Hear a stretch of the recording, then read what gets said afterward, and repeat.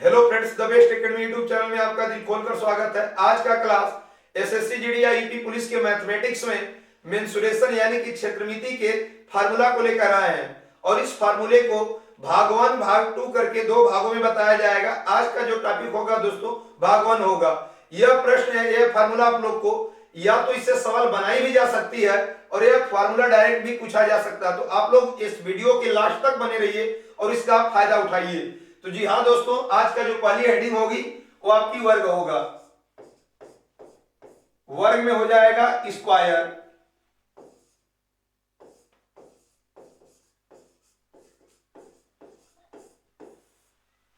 तो स्क्वायर होगा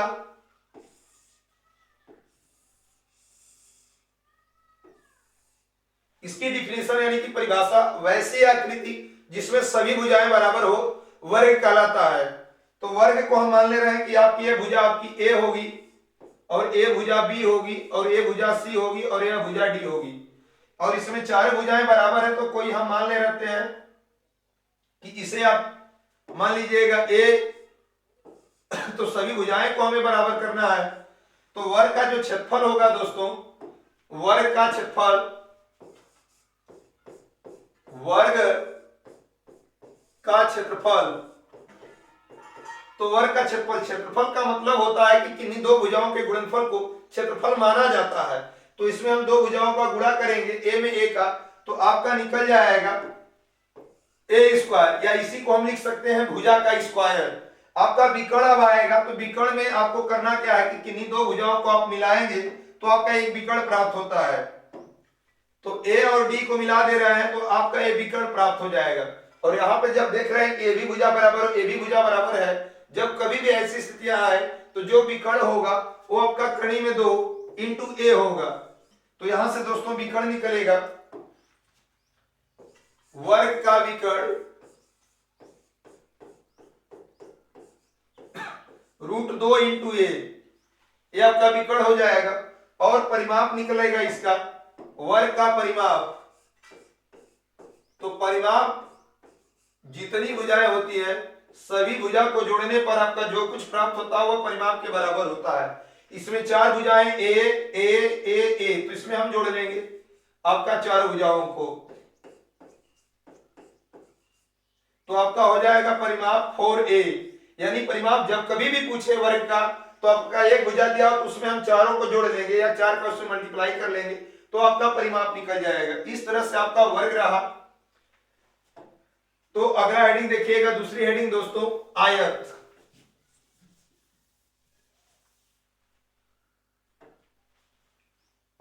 हो जाएगा आयत, रेक्टेंगल।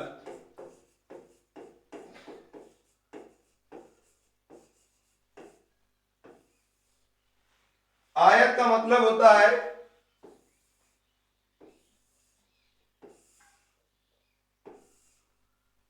ऐसी आकृति जिसमें आमने सामने की भुजा बराबर हो, आयत कहलाता है। और इस भुजा को हम मान दे रहे हैं कि माना ए भुजा ए होगी और बी ये आपकी सी होगी और डी होगी। जितना कि आपकी ए बी बराबर होगी उतना ही आपकी सी डी बराबर होगी, तथा आपकी जितना ए सी होगी उतना ही आपकी बी डी भुजा होगी। अब क्या करना है दोस्तों कि इसका लंबाई हम मान दे रहे हैं कि इसकी लंबाई L होगी तथा चौड़ाई B होगी और इसका क्षेत्रफल निकाला जाएगा कि आयत का क्षेत्रफल कितना होता है। आयत का क्षेत्रफल, तो आयत का जो क्षेत्रफल होता है किन्हीं दो भुजाओं को गुणा करने पर क्षेत्रफल के बराबर प्राप्त होता है। तो हम इसमें लंबाई और चौड़ाई को गुणा कर लेंगे, तो लंबाई गुणे चौड़ाई, ये आपका क्षेत्रफल निकल जाएगा। विकर्ण निकालना होगा तो विकर्ण आपका हो जाएगा रूट में, क्योंकि किन्हीं दो सिराओं को मिलाएंगे कोनों को तो आपका विकर्ण प्राप्त होता है। तो यहाँ पे आपका परपेंडिकुलर 90 अंश का कोण बनेगा और 90 अंश के ठीक सामने की भुजा कर्ण मानी जाती है। तो इसका हो जाएगा लंबाई का वर्ग प्लस चौड़ाई का वर्ग। अब आपका इसमें परिमाप निकाला जाएगा कि आयत का परिमाप किसके बराबर होता है।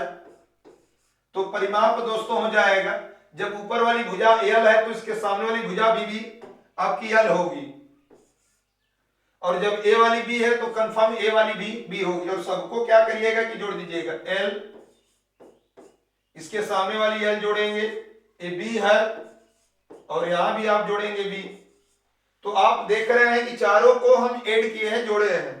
तो यहां पे आपका प्राप्त होगा 2l प्लस 2b, और इसे कॉमन करेंगे दो को, तो 2 कोष्टक में l प्लस b, तो परिमाप आपका निकल गया 2 कोष्टक में l प्लस b, बीकर्ण रूट में l square plus b square, और आयत का क्षेत्रफल लंबाई गुणे चौड़ाई। और यहां से दोस्तों यहां पे आप समझना होगा कि जिसका विकर्ण, कंडीशन नंबर 1, जिसका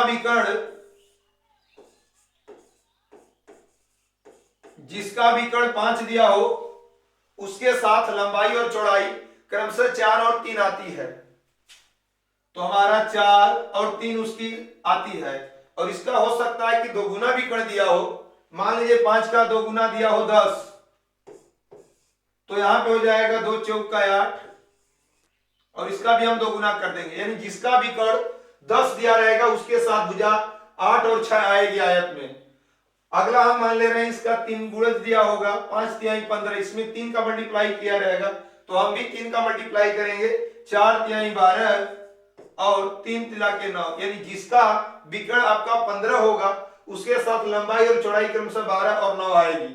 हम मान दे रहे हैं कि हो सकता है कि 4 का गुणा करके 20 विकर्ण दिया हो, तो उसके साथ इसमें 4 का मल्टीप्लाई किया गया, तो इसमें भी 4 का करेंगे, 16 और 4 तिहाई 12, यानी जिसका विकर्ण 20 दिखेगा तुरंत भुजा 16 12 हम लिख सकते हैं।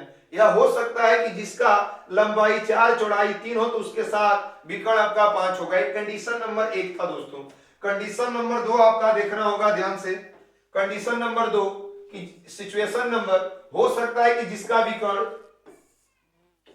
मान लीजिए जिसका विकर्ण 13 दिया हो, तो जिसका विकर्ण 13 दिया रहेगा, जिसका विकर्ण 13 दिया रहेगा उसके साथ भुजा 12, उसके साथ भुजा 12 और 5 आएगी। अगला स्टेप हो सकता है इसका 2 गुना करके दिया हो, जिसका विकर्ण 26 दिया हो, आपका 2 गुना किया तो इसमें भी हम 2 गुना करेंगे, 12 गुना के 24, 5 गुना के 10। जिसका विकर्ण कहीं भी दिखे 26, उसके साथ भुजाएं 24 व 10 आएंगी। जिसका विकर्ण 13 दिखे उसके साथ भुजाएं 12 व 5 आएगी। ये भी हो सकता है कि जिसका भुजाएं 12 व 5 दिया हो लंबाई चौड़ाई, तथा उसका विकर्ण आपका 13 आएगा।